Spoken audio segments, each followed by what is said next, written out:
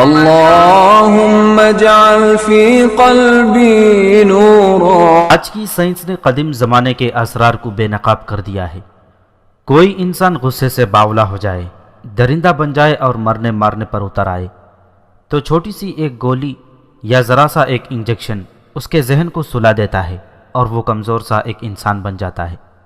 اب تو ایسے ملزموں کو جو اپنے جرم کا اقبال نہیں کرتے، دھوکے میں کھانے یا پینے کی اشیاء میں ذرا سی دوائی ملا کر دی جاتی ہے اور پھر اس کے ساتھ ایسی باتیں کی جاتی ہیں جیسے وہ بہت بڑی شخصیت ہو اور حسین ترین لڑکیاں اس پر جاں نثار کرتی ہوں، اور اسے یہ تاثر دیا جاتا ہے کہ وہ اس قدر بہادر، دلیر اور دانش مند ہے کہ اس نے وہ جرم کیا ہے جو اور کوئی نہیں کر سکتا۔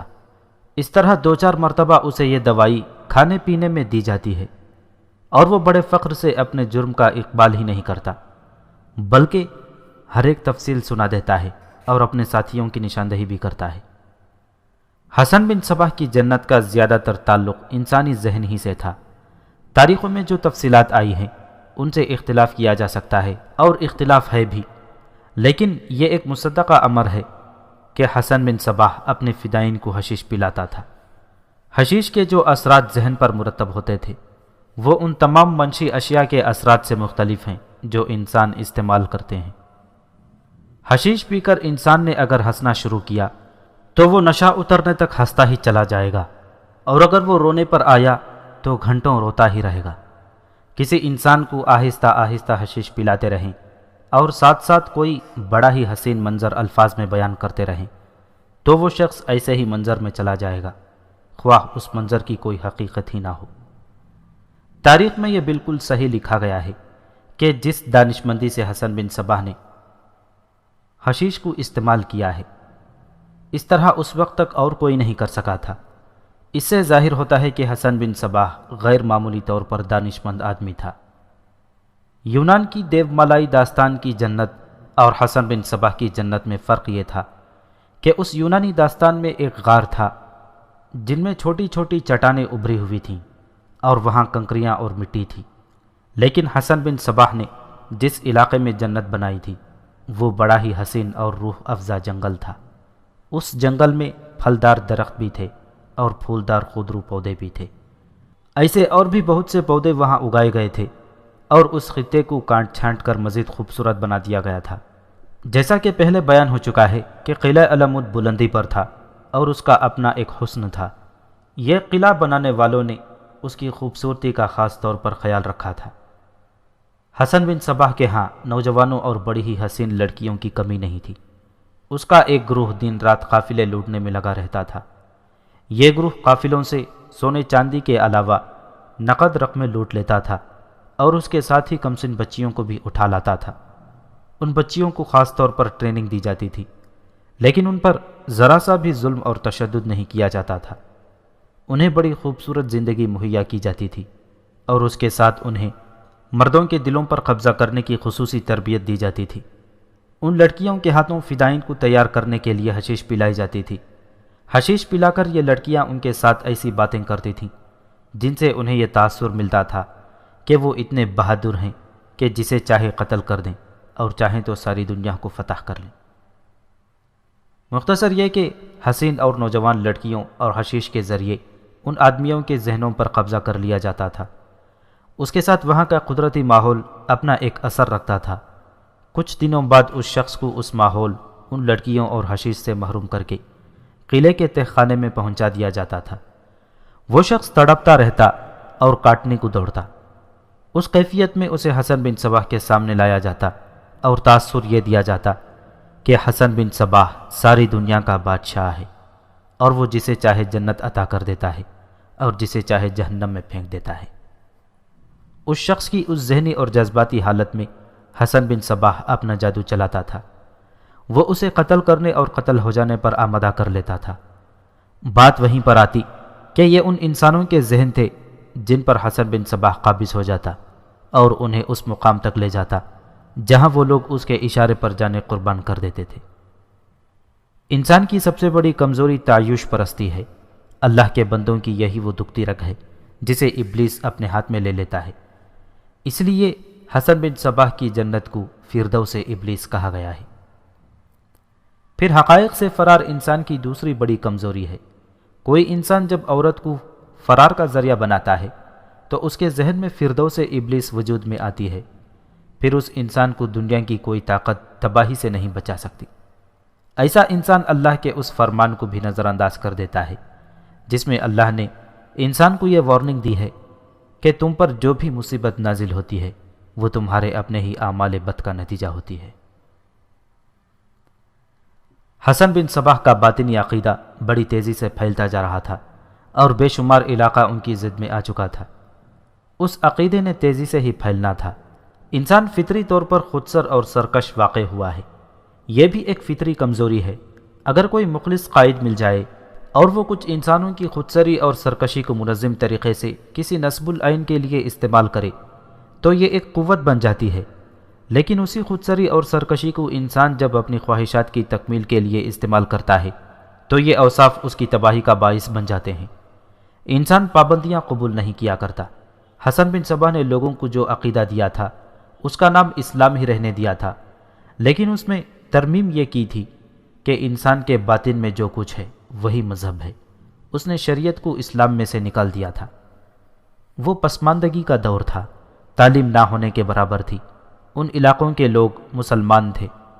حسن بن صباح نے ان کو مسلمان ہی رہنے دیا اور کمال یہ کر دکھایا کہ انہیں تمام مذہبی اور اخلاقی پابندیوں سے آزاد کر دیا۔ ان کا باطنی عقیدہ تیزی سے پھیل رہا تھا، پھر بھی سلطان ملک شاہ اس کے راستے میں ایک رکاوٹ بنا ہوا تھا۔ اسے معلوم تھا کہ یہ سلطان اس کے خلاف بہت بڑی فوج تیار کر رہا ہے۔ حسن بن صباح نے اپنے ایک فدائی کے ہاتھوں سلطان ملک شاہ کا پتہ ہی کاٹ دیا تو یہ رکاوٹ راستے سے ہٹ گئی۔ اسے برقیارق کی طرف سے کوئی خطرہ محسوس نہیں ہو رہا تھا۔ اس نے اپنے مصاحبوں سے کہہ دیا تھا کہ وہ جوان آدمی ہے جس کی ابھی شادی بھی نہیں ہوئی۔ اسے ذہنی طور پر بیکار کرنے کے لیے روزینہ کو بھیج دیا تھا جس کے حسن و جمال اور انداز میں طلسماتی اثرات چھپے ہوئے تھے۔ اس علاقے میں ابھی کچھ اور قلعے ایسے تھے جو حسن بن صباح کے قبضے میں نہیں آئے تھے۔ وہ اس خیال سے ان قلعوں کی طرف نہیں بڑھتا تھا کہ سلطان ملک شاہ فوج لے کر آ جائے گا۔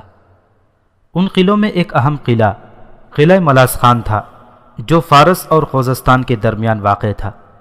کسی وقت یہ قلعہ ڈاکوؤں اور رہزنوں کے قبضے میں تھا۔ وہ قافلوں کو لوٹتے اور مال اس قلعے میں لا کر جمع کر دیتے تھے۔ قافلوں میں سے انہیں کمسن بچیاں اور نوجوان لڑکیاں ملتی تھیں تو انہیں بھی اس قلعے میں لے آتے تھے۔ ان ڈاکوؤں کے ڈر سے قافلوں کی آمد و رفت بند ہو گئی تھی اور اس کا اثر تجارت پر بھی پڑا۔ لوگ سلطان ملک شاہ کے ہاں گئے اور فریاد کی کہ ان کی حفاظت کا بندوبست کیا جائے۔ ان دنوں سلطان ملک شاہ جوان تھا اور نیا سلطان بنا تھا۔ اس نے اپنے ایک سالار کو حکم دیا کہ وہ اس قلعے پر قبضہ کرے اور ان ڈاکوؤں کا قلعہ قمع کر دے۔ اس سالار کا نام افد الدولہ بن بویا تھا۔ سلجوقیوں کی تاریخ کا یہ ایک نامور سالار تھا۔ اس نے ایک روز طوفان کی طرح جا کر قلعے کا محاصرہ کر لیا۔ ڈاکو آخر ڈاکو تھے، وہ کوئی جنگجو نہیں تھے۔ سالار بویا نے اپنے سپاہیوں کو حکم دیا کہ کمندیں پھینک کر قلعے کی دیواروں پر چڑھیں اور اپنی جانیں قربان کر دیں۔ وہ مجاہدین تھے جنہیں بتایا گیا تھا کہ ان ڈاکوؤں نے کتنے ہی قافلے لوٹے ہیں اور سینکڑوں کمسن لڑکیوں کو اغوا کیا ہے اور سینکڑوں نہیں ہزاروں گھروں میں صف ماتم بچھا دی ہے۔ ان مجاہدین نے جانوں کی بازی لگا دی اور قلعے میں دیواریں پھاند کر داخل ہو گئے۔ تاریخ شہادت دیتی ہے کہ وہ صحیح معنوں میں طوفان کی طرح قلعے میں داخل ہوئے تھے۔ ان کا جذبہ ایسا تھا کہ انہیں یوں محسوس ہو رہا تھا جیسے وہ اللہ کے حکم سے اس قلعے میں حملہ آور ہوئے ہوں۔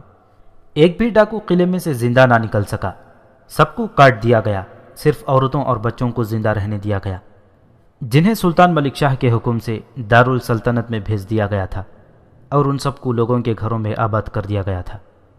سلطان ملک شاہ نے یہ قلعہ اپنے ایک رئیس میرانس کو بطور جاگیر دے دیا۔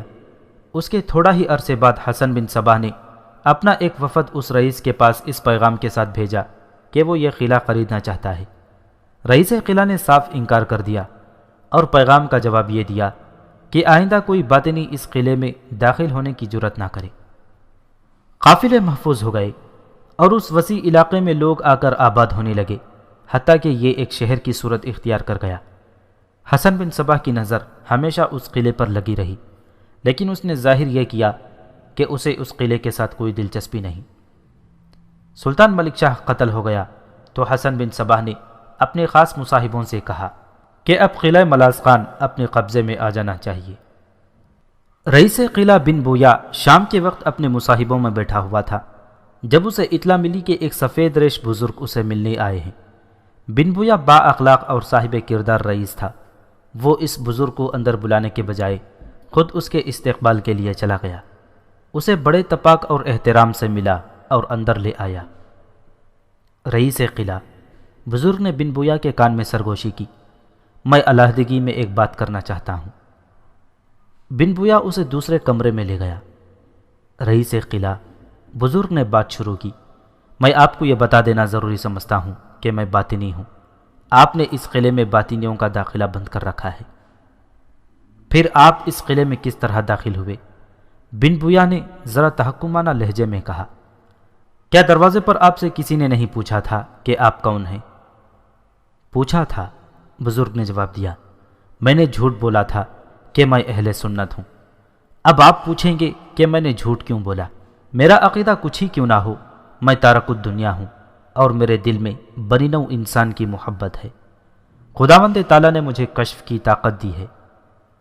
میں اس قلعے میں آنے کا کوئی ارادہ نہیں رکھتا تھا، نہ میرا یہاں کوئی کام تھا۔ میں اس قلعے کی دیوار کے ساتھ جاتے ہوئے راستے پر جا رہا تھا کہ مجھے ایک اشارہ سا ملا اور میں نے گھوڑا روک لیا۔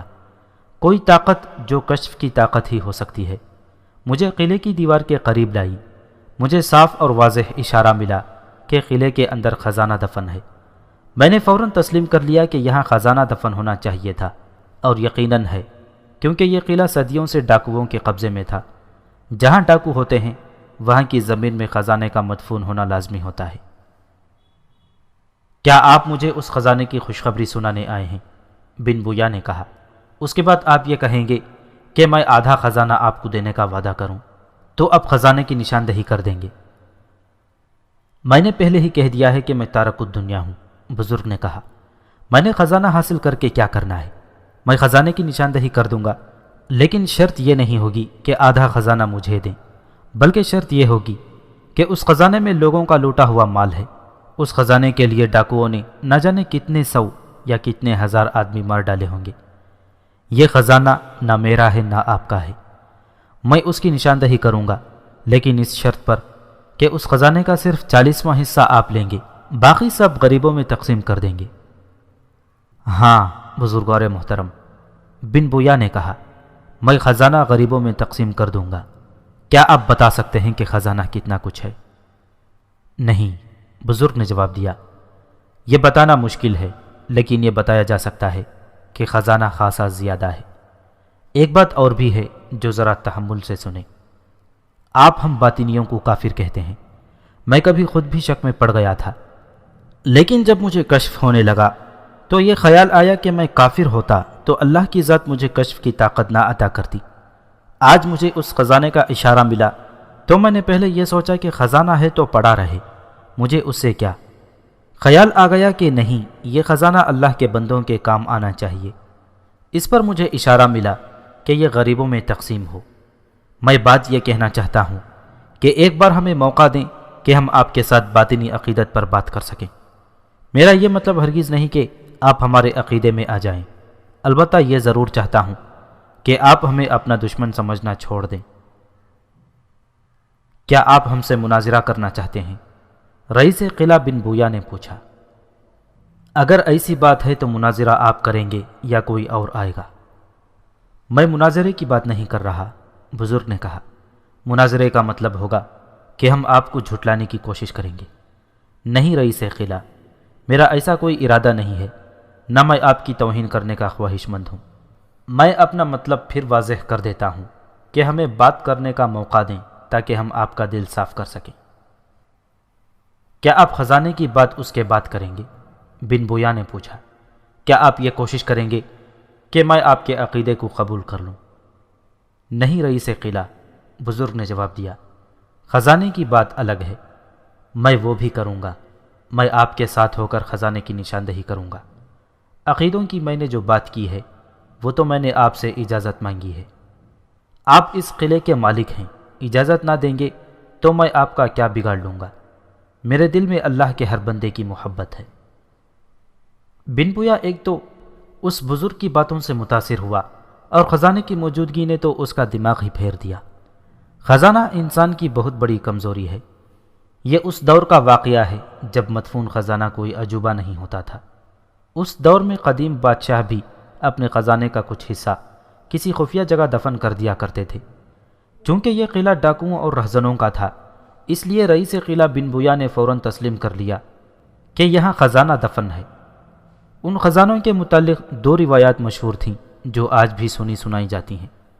ایک یہ کہ جہاں خزانہ دفن ہوتا ہے وہاں ایک بڑا ہی زہریلا سانپ ہوتا ہے جو خزانے کے قریب آنے والوں کو ڈس لیتا ہے۔ دوسری روایت یہ ہے کہ خزانہ زمین کے اندر پھنسا رہتا ہے اور اصل جگہ سے دور پہنچ جاتا ہے۔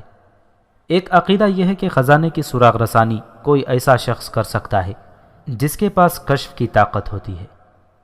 مجھے یہ بتائیں بزرگوارم، رئیس قلعہ بن بویا نے پوچھا، آپ کتنے آدمیوں کو اپنے ساتھ لائیں گے؟ رئیس قلعہ بزرگ نے کہا، میرے ساتھ کوئی عام قسم کے آدمی نہیں ہوں گے، وہ چند ایک علماء ہیں اور کچھ ان کے شاگرد ہوں گے۔ ان سب کی دلچسپی صرف مذہبی عقیدوں کے ساتھ ہے۔ اگر آپ اجازت دیں تو میں اپنے ساتھ کم و بیش 40 علماء اور ان کے شاگردوں کو لے آؤں گا۔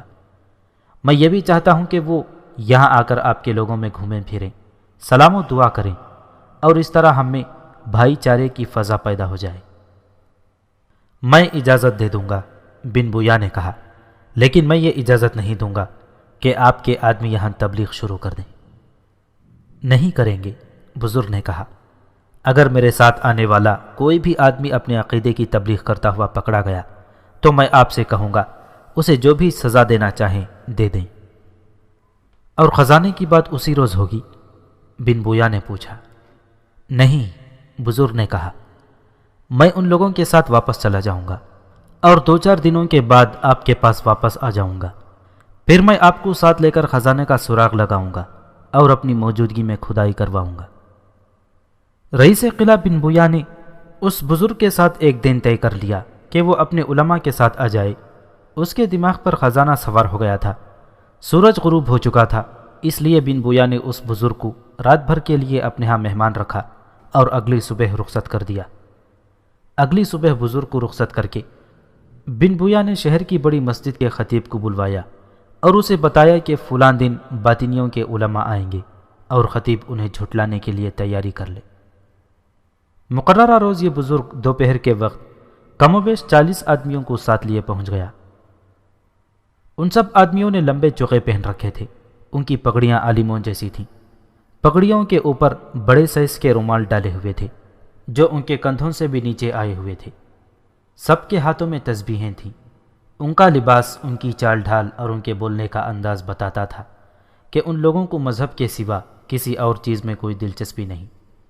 رئیس قلعہ بن بویا نے ان کا استقبال بڑے آرام سے کیا اور ان کی خاطر تواضع کی۔ بزرگ 3-4 علماء کو ساتھ لے کر رئیس قلعہ کو الگ کمرے میں لے گیا۔ اس نے رئیس قلعہ سے کہا کہ وہ الگ بیٹھ کر بات کریں گے۔ رئیس قلعہ بزرگ نے بن بویا سے کہا، ہم آپ کے ساتھ باتیں کریں گے اور آپ کی باتیں سنیں گے۔ آپ نے اچھا کیا ہے کہ اپنے خطیب کو بھی یہاں بلوا لیا ہے۔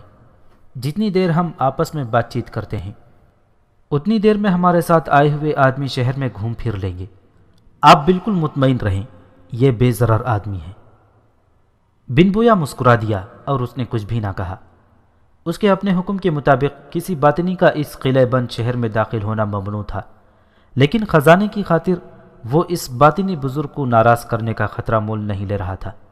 وہ ان باطنی علماء کے ساتھ باتوں میں مصروف ہو گیا اور باقی باطنی شہر میں نکل گئے۔ ان کا انداز یہ تھا کہ ہر آدمی کو جو ان کے قریب سے گزرتا تھا السلام علیکم کہتے تھے، اور جو سلام پر رک جاتا اس سے وہ بغل گیر ہو کر ملتے تھے۔ لوگوں کو تو یہ معلوم ہی نہیں تھا کہ یہ باطنی ہیں اور انہیں رئیس قلعہ نے قلعے میں آنے کی اجازت دی ہے۔ لوگ انہیں مذہبی پیشوا یا کسی دوسرے شہر کی دینی مدرسے کے استاد سمجھ رہے تھے۔ یہ باطنی کچھ آگے جا کر 3-4 ٹولیوں میں بٹ گئے۔ ان کے ہاتھوں میں تسبیحیں تھیں اور ان کے ہونٹ ہل رہے تھے جیسے کوئی وظیفہ پڑھ رہے ہوں۔ لوگ انہیں دلچسپی سے دیکھ رہے تھے۔ ان میں سے 8-9 آدمی قلعے کے بڑے دروازے تک چلے گئے۔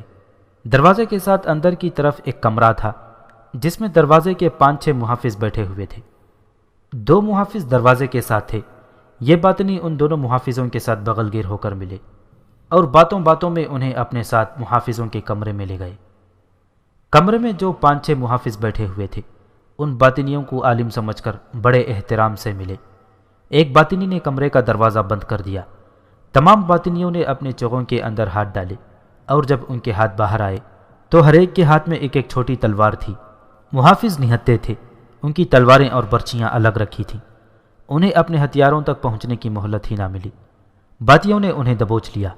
بعض نے اپنے ہاتھ میں آئے ہوئے محافظوں کا گلا گھونٹ کر مار ڈالا اور دوسروں نے تلواروں سے ان کے پیٹ چاک کر دیے۔ ان محافظوں میں کلید برداری بھی تھا، یعنی وہ محافظ جو محافظوں کا کمانڈر جس کے پاس قلعے کی چابیاں تھیں۔ ان باطنیوں نے اس کی لاش سے چابیاں اپنے قبضے میں لے لیں۔ باقی باطنی بھی ٹولیوں میں تقسیم ہو کر ادھر ادھر ہو گئے۔ شہر کے کچھ لوگ بھی ان کے ساتھ شامل ہو گئے تھے۔ یہ بھی باطنی تھے جو پہلے ہی اس قلعے میں موجود تھے۔ انہیں معلوم تھا کہ حسن بن صباح 40 فدائی بھیج رہا ہے جو علماء کے بھیس میں آئیں گے۔ اس قلعے میں فوج تو تھی لیکن اس کی تعداد بہت ہی کم تھی۔ قلعے میں کسی نے بھی کبھی سوچا بھی نہیں تھا کہ قلعے پر بھی حملہ ہو سکتا ہے۔ حملہ ہوا بھی تو ایسا کہ کسی کو کانوں کان خبر نہ ہوئی۔ رئیس قلعہ باطنیوں کے علماء کے ساتھ باتوں میں مصروف تھا۔ باطنی فدائین نے اس تھوڑی سی فوج کی ساری نفری کو مار ڈالا یا بیکار کر دیا۔ ایک باطنی اس کمرے میں داخل ہوا جس میں رئیس قلعہ بن بویا باطنیوں کے ساتھ محو گفتگو تھا۔ اس باطنی نے السلام علیکم کہا۔ یہ ایک اشارہ تھا کہ باہر کام مکمل ہو گیا ہے۔ ایک باطنی جو دوسروں کی طرح علماء کے بھیس میں تھا اٹھا اور اس نے بن بویا کو دبوچ لیا۔ ایک اور باطنی نے خطیب کو دبوچ لیا اور انہوں نے دونوں کو قتل کر دیا۔ اس طرح یہ قلعہ باطنیوں کے قبضے میں چلا گیا۔ حسن بن صباح کو اطلاع دی گئی۔ اس نے ایک آدمی کو امیر قلعہ بنا کر بھیج دیا۔ قلعہ ملاذ خان سے کچھ دور ایک اور قلعہ تھا جس کا نام قسطان تھا۔ کسی بھی تاریخ میں اس قلعے کے حاکم کا نام نہیں ملتا۔ اس کے نام کے بجائے تقریباً ہر مورخ نے لکھا ہے کہ وہ فاسق اور بدکار تھا۔ اسے سلجوقیوں نے یہ قلعہ دیا تھا۔ تمام مستند تاریخوں میں اس قلعے کی کہانی بیان کی گئی ہے۔ اس قلعے میں بھی ایک شہر آباد تھا۔ اس شہر کا ایک رئیس تھا جس کا نام منور الدولہ تھا۔ اس کے متعلق تاریخوں میں آیا ہے کہ صحیح العقیدہ اور جذبے والا مسلمان تھا۔ اس قلعے پر بھی باطنیوں کی نظر تھی۔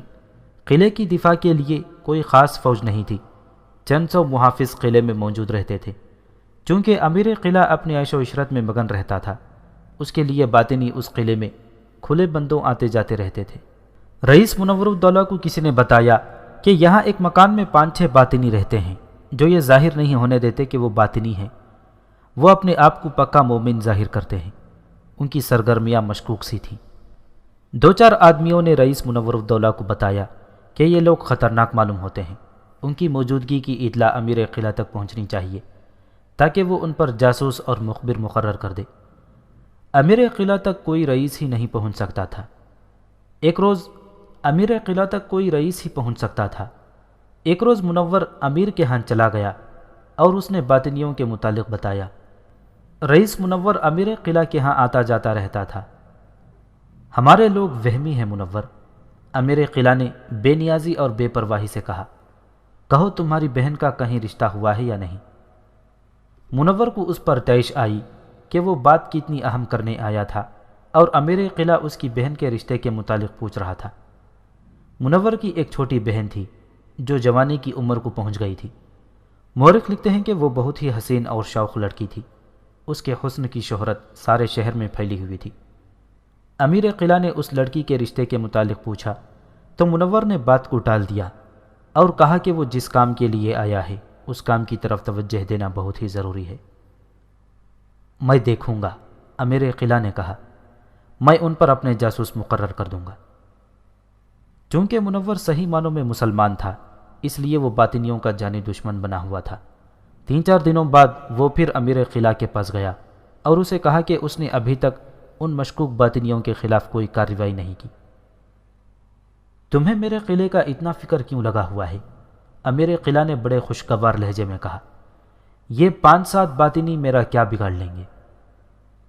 امیر محترم، منور نے کہا، کیا آپ دیکھ نہیں رہے ہیں کہ یہ باطنی کس طرح چھاتے چلے جا رہے ہیں؟ سلطان ملک شاہ کو انہوں نے قتل کیا ہے۔ اس سے پہلے سلطان مرحوم کے وزیر اعظم خواجہ حسن توسی نظام الملک کو بھی انہی باطنیوں نے قتل کیا تھا۔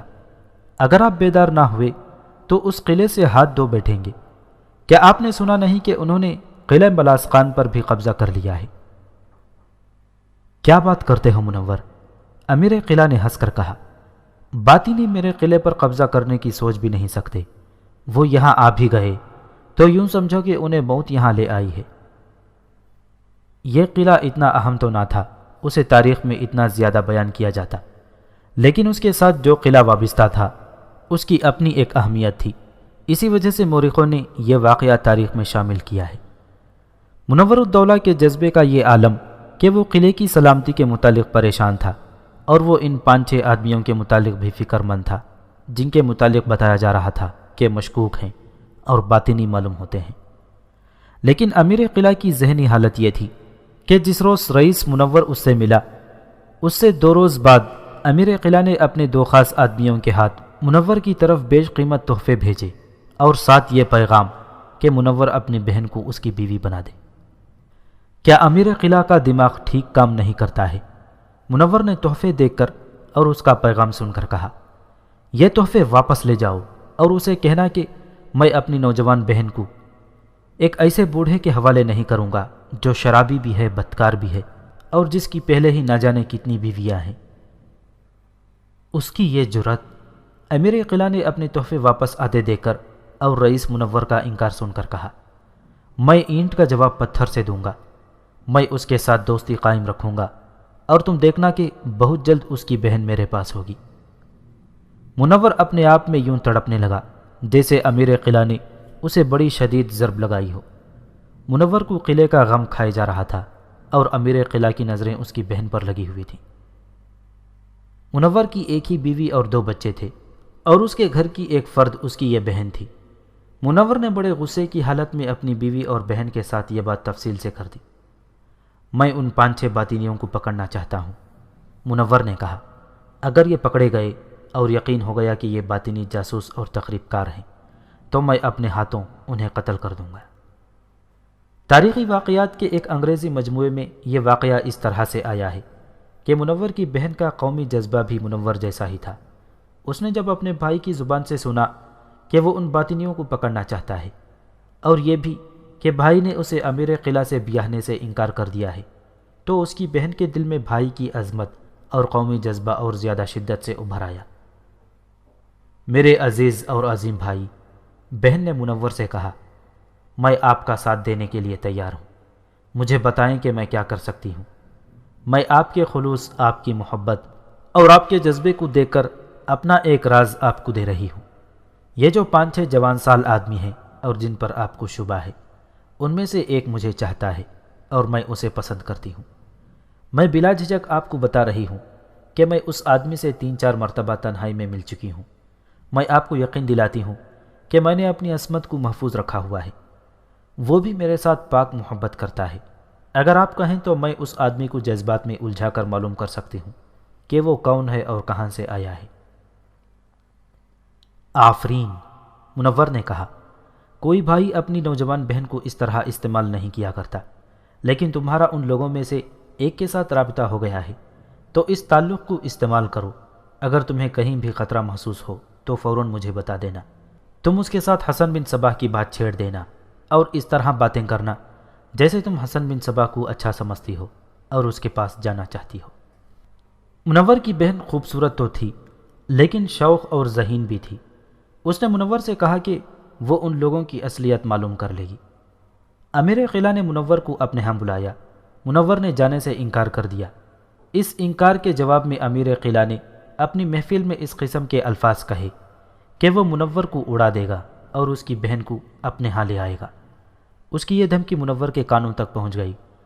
اس کا اس پر بہت ہی برا اثر ہوا اور وہ ایک کشمکش میں مبتلا ہو گیا۔ کشمکش یہ تھی کہ وہ اپنے جذبے کو قائم رکھے یا امیر قلعہ کے رویے سے متاثر ہو کر اپنے جذبے سے دستبردار ہو جائے۔ اسے یہ خیال بھی آیا کہ امیر قلعہ کو اپنے قلعے کا کچھ خیال نہیں تو اسے کیا پڑی ہے کہ وہ جاسوسیاں کرتا پھرے۔ جذبے مرا تو نہیں کرتے، اس کے خیالوں پر قومی جذبہ غالب آ گیا۔ 3-4 دنوں بعد ہی منور کی اس بہن نے بتایا کہ یہ لوگ باطنی ہیں اور یہاں جاسوسی اور تخریب کاری کے لیے آئے ہیں، لیکن ابھی اپنے باطنی عقیدے کی درپردہ تبلیغ کر رہے ہیں۔ تم نے کیسے معلوم کیا؟ منور کی بہن نے کہا۔ مجھے کوئی مشکل پیش نہیں آئی، بہن نے کہا۔ جس طرح آپ نے کہا تھا میں نے اسی طرح کیا۔ میں نے حسن بن صبح کی باتیں ایسے الفاظ میں کیں جیسے میں اسے نبی سمجھتی ہوں اور اسے دیکھنے کو بے قرار ہوں۔ اس نے پہلے تو یہ ظاہر کیا کہ وہ حسن بن صبح کو کافر سمجھتا ہے، لیکن میں اسے جذبات میں لے آئی اور اپنی بات پر قائم رہی۔ دوسرے دن وہ میری بات پر آ گیا اور اس نے کہا کہ وہ مجھے حسن بن صبح کے پاس لے جائے گا۔ اس نے یہ بھی کہا کہ امام حسن بن صبح تمہیں دیکھ کر بہت خوش ہوگا۔ مختصر یہ کہ اس لڑکی نے 5-6 آدمیوں کے اس گروہ کی اصلیت معلوم کر لی۔ وہ جس آدمی سے محبت کرتی تھی اس آدمی نے وہ دن بھی مقرر کر دیا تھا جب اس آدمی نے اس لڑکی کو اس شہر میں لے جانا تھا۔ 2 دن گزر گئے، منور کی بہن باہر نکلی اور پھر واپس نہ آئی۔ سورج غروب ہو گیا، رات گہری ہو گئی، لڑکی واپس نہ آئی۔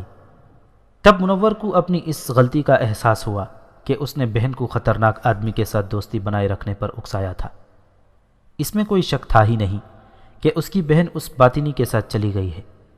منور کو معلوم تھا کہ حسن بن صبح کے پاس اس قسم کی سینکڑوں حسین اور تیز ترار لڑکیاں ہیں جنہیں وہ اپنے مقاصد کے لیے استعمال کرتا ہے۔ یہ سوچ کر منور کا غصہ بڑھتا ہی چلا گیا اور وہ پیچو تاب کھانے لگا کہ وہ کیا کرے۔ اسے امیر قلعہ کا خیال آیا کہ اسے جا کر بتائے اور وہ ان مشکوک آدمیوں کو پکڑ کر معلوم کرے کہ لڑکی ان کے قبضے میں ہے یا نہیں۔ لیکن اس نے جب سوچا کہ امیر قلعہ نے اسے دشمن سمجھ لیا ہے تو اس نے امیر قلعہ کو ذہن سے اتار دیا۔ رات گزرتی جا رہی تھی۔ میرے دماغ میں ایک بات آئی ہے، منور کو اس کی بیوی نے کہا۔ آپ امیر قلعہ کے پاس جائیں اور اسے بتائیں کہ اس کی بہن کو ان مشکوک آدمیوں میں سے ایک آدمی نے محبت کا جھانسا دے کر غائب کر دیا ہے۔ پھر امیر قلعہ سے کہیں کہ اگر آپ میری بہن کو ان سے آزاد کروا دیں تو میں اپنی بہن کو آپ کے ساتھ بیاہ دوں گا۔ یہ تو میں کسی بھی قیمت پر نہیں کروں گا، منور نے کہا۔ بہن مجھے نظر آ گئی تو میں اسے قتل کر دوں گا، اسے اس امیر قلعہ کی زوجیت میں نہیں دوں گا۔ میں آپ سے یہ تو نہیں کہہ رہی کہ اپنی بہن ضرور ہی اسے دینی ہے، منور کی بیوی نے کہا۔ پہلے اپنی بہن کا سراغ تو لگائیں، وہ مل گئی تو امیر قلعہ کو صاف کہہ دینا کہ میں تمہیں اپنی بہن نہیں دوں گا۔ آپ ڈرے نہیں، میرے 3 بھائی ہیں، میں ان کے ہاتھوں اس امیر قلعہ کو قتل کروا سکتی ہوں۔ منور اسی وقت امیر قلعہ کے پاس چلا گیا۔ امیر قلعہ شراب پی رہا تھا اور اس وقت اس کے ساتھ ایک نوخیز لڑکی بیٹھی ہوئی تھی۔ اس نے منور کو اندر بلایا اور لڑکی کو وہاں سے اٹھا دیا۔ کہو رئیس، امیر قلعہ نے تنزیہ سے لہجے میں پوچھا، کیسے آنا ہوا؟ مجھے آپ کی مدد کی ضرورت آ پڑی ہے، منور نے کہا۔ میری بہن لاپتہ ہو گئی ہے۔ مجھے انہی 5-6 آدمیوں پر شک ہے جن کے متعلق میں آپ کے ساتھ بات کر چکا ہوں۔ میں آپ کو یہ بھی بتا دیتا ہوں کہ ان میں سے ایک آدمی نے میری ذہن کو محبت کا جھانسا دیا تھا۔ مجھے شک ہے کہ میری بہن کو وہی لے گیا ہے، اور میں جس مسئلے پر پریشان ہو رہا ہوں وہ یہ ہے کہ میری بہن کو حسن بن صبح تک پہنچا دیا جائے گا۔ وہ کہیں نہیں گئی، امیر قلعہ نے ایسے لہجے میں کہا جس میں شراب کا اثر نمایاں تھا۔ وہ یہیں ہے اور میرے پاس ہے۔ پریشان مت ہو رئیس، اگر تم اجازت دے دو تو یہ شادی دھوم دھام سے ہوگی، اور اگر تم اجازت نہیں دو گے تو بھی یہ شادی ہو کے رہے گی اور تم منہ دیکھتے رہ جاؤ گے۔ کہو کیا کہتے ہو؟ کیا تم بھول گئے تھے کہ میرے ہاتھ میں کتنی طاقت ہے؟ شراب کی طاقت کوئی طاقت نہیں ہوتی، منور نے اٹھتے ہوئے کہا۔ میں تمہیں ایک بار شرافت اور دوستی سے کہوں گا کہ میری بہن ابھی میرے حوالے کر دو، دوسری بار نہیں کہوں گا۔ اس وقت امیر قلعہ نشے میں بدمست تھا۔ شراب کا نشہ تو کوئی نشہ نہیں تھا، اصل نشہ تو یہ تھا کہ وہ قلعے کا اور اس شہر کا حاکم تھا۔ یہ تھا اصل نشہ۔ رئیس منور، امیر قلعہ نے کہا، تم چلے جاؤ، سوچ کر کل مجھے جواب دینا۔ اگر اس وقت دھمکیوں کی زبان میں بات کرو گے تو میں اپنے نوکروں کو بلا کر تمہیں دھکے دلوا کر گھر سے نکالوں گا اور اپنے 2 شکاری کتے تم پر چھوڑ دوں گا۔ منور وہاں سے نکل آیا۔ منور اپنے گھر پہنچا تو منور وہ منور نہیں تھا جو قومی جذبے سے سرشار رہتا تھا۔ اس کے دماغ میں دھماکے ہو رہے تھے اور اس کی ذات میں آتش فشاں پھٹ پڑا تھا۔ بیوی نے اس سے پوچھا تو وہ چپ رہا۔ بیوی کو ایک طرف کر دیا اور تلوار لے کر پھر باہر نکل گیا۔ اس کی بیوی اس کے پیچھے دوڑی اور باہر تک آ گئی۔ منور نے رک کر پیچھے دیکھا۔ تم واپس چلی جاؤ، اس نے بیوی سے کہا۔ میں کسی کو قتل کرنے نہیں جا رہا، میں انشاءاللہ زندہ واپس آؤں گا۔ بیوی واپس اپنے گھر آ گئی، لیکن وہ بہت ہی پریشان تھی۔ منور نے اس حویلی کے دروازے پر جا دستک دی جس میں 5-6 مشکوک آدمی رہتے تھے۔ دروازہ کھولا تو منور نے دیکھا کہ دروازہ کھولنے والا وہی آدمی تھا جسے اس کی بہن چاہتی تھی اور جو اس کی بہن کو چاہتا تھا۔ منور اسے اور وہ منور کو بڑی اچھی طرح جانتا تھا۔ وہ منور کو اندر لے گیا۔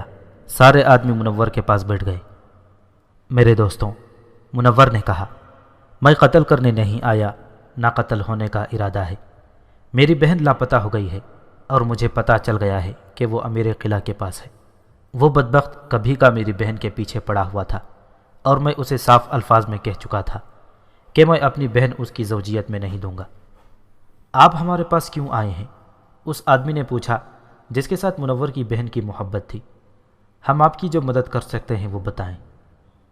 میرے دوستوں، منور نے کہا، میں جانتا ہوں کہ تم سب باطنی ہو اور حسن بن صباح کے بھیجے ہوئے یہاں آئے ہو۔ میں تمہیں کسی بھی وقت پکڑوا کر قتل کروا سکتا تھا، لیکن میری یہ بات اب غور سے سنو کہ اب میں تمہارا ساتھی ہوں، مجھ پر اعتبار کرو۔ صبح ہوتے ہی تم میں سے کوئی ایک آدمی حسن بن صباح کے پاس جائے اور اسے کہے کہ اپنے آدمی بھیجے جس طرح تم نے قلعہ ملاسقان میں بھیجے تھے، یہ قلعہ بھی لے لو۔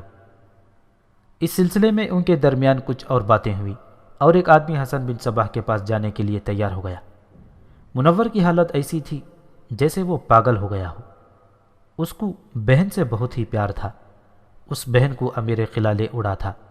وہ پاگل نہ ہوتا تو اور کیا ہوتا؟ وہ بھول ہی گیا کہ وہ باطنیوں کا دشمن ہے اور باطنی اسلام کے لیے بہت بڑا خطرہ ہے۔ 2 یا 3 دن گزرے ہوں گے کہ جو آدمی حسن بن صباح کے پاس گیا تھا وہ واپس آ گیا اور اسی روز شہر میں تاجروں کا ایک قافلہ آیا۔ ان کے ساتھ اونٹ تھے جن پر اناج اور مختلف قسم کا سامان لدا ہوا تھا۔ ان تاجروں کی تعداد 50 کے لگ بھگ تھی۔ یہ سرائے میں ٹھہرے۔ رات کا پہلا پہر تھا۔ امیر قلعہ حسب معمول شراب پی رہا تھا۔ اس نے منور کی بہن کو اپنے پاس بٹھا رکھا تھا اور شراب پینے پر مجبور کر رہا تھا۔ لڑکی رو رو کر انکار کر رہی تھی اور امیر قلعہ قہقہے لگا رہا تھا۔ عین اس وقت دربان نے اندر آ کر اسے بتایا کہ رئیس شہر منور الدولہ آئے ہیں۔ امیر قلعہ نے قہقہہ لگا کر کہا کہ اسے اندر بھیج دو۔ جب منور اندر گیا تو وہ اکیلا نہیں تھا، اس کے پیچھے 8-9 آدمی تھے۔ امیر قلعہ نے حیرت زدہ سا ہو کر ان سب کو دیکھا، لیکن اسے یہ پوچھنے کی مہلت نہ ملی کہ وہ کون ہیں اور کیوں آئے ہیں۔ انہوں نے امیر قلعہ کو پکڑ لیا اور ان میں سے ایک نے خنجر امیر قلعہ کے دل میں اتار دیا۔ ایک ہی وار کافی تھا۔ وہ جو تاجر آئے تھے یہ سب حسن بن صباح کے فدائین تھے۔ 2 ٹولیوں میں بٹ گئے تھے اور جب امیر قلعہ کو قتل کیا گیا اس وقت وہ ان چند 100 محافظوں پر قابض ہو چکے تھے جو مختلف جگہوں پر سوئے ہوئے تھے۔ اگلی صبح اعلان ہوا کہ اب امیر قلعہ کوئی اور ہے۔ اس طرح یہ قلعہ بھی حسن بن صباح کے قبضے میں چلا گیا۔ منور کو توقع تھی کہ باطنی اسے کوئی اعزاز دیں گے۔